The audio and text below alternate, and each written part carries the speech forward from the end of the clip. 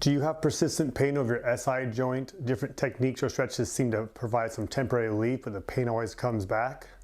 How's it going, everyone? This is Dr. Sacroiliac here, Performance Sport and Spine. In today's video, we'll be discussing SI joint pain. We'll be busting some myths and then going over some exercises to best address this condition. So the sacroiliac joint is between the sacrum and the ilium, and it's these two big joints right here. And this is arguably the strongest joint in your entire body. So this joint accounts for about 10 to 25% of all back pain patients, depending on different factors. However, there's lots of misinformation about this joint in terms of it can rotate or slip that we'll cover right now. So we have some really robust research that says that this joint barely moves in any direction, X, Y, or Z, just a few degrees. This joint is incredibly strong and stable. The only way you're going to change that position is if you fall off a bridge or use a hammer and chisel. In addition, we also have research that shows that even though these techniques may help with short-term pain reduction, they're not physically changing the position of the bone or moving the joint. And this is important because if we walk in thinking our bone is slipped out and someone can just push it back in, that creates dependency on the practitioner and then fear avoidance about moving wrong and causing damage. And we need to instill a model of adaptability and resilience and strength of the joint.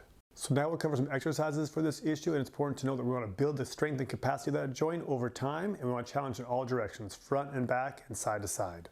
So to challenge this joint in the anterior position, we're going to do some planks. So get on your knees and your elbows, brace your core, and then lift your toes off the ground, holding to tolerance. We recommend 2 sets of 20 to 30 seconds.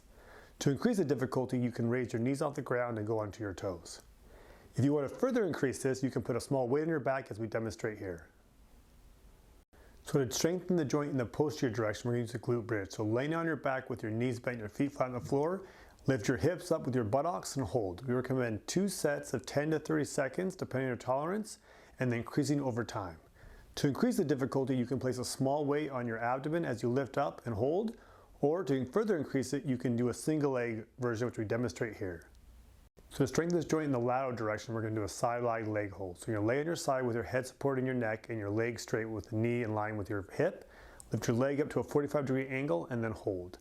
Make sure you feel tension in your glute or your posterior buttocks, and we recommend 3 sets of 20 to 30 second holds 4 to 5 times a week. To further increase the difficulty, you can add a resistance band on your ankles and continue to hold, or you can add an ankle weight, which you demonstrate here, to further increase the difficulty.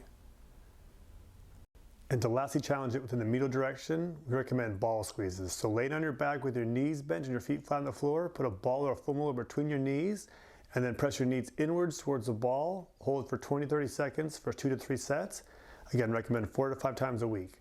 To further increase this, you have to just increase the intensity that you're squeezing. So with the ball, preferably more than a foam roller for comfort, just press harder. Thanks for watching our video on SI joint pain. We hope we kind of clarified some myths and then gave you some great exercise selections that you can utilize at home. If you did find this video beneficial, please like the video and subscribe to our channel.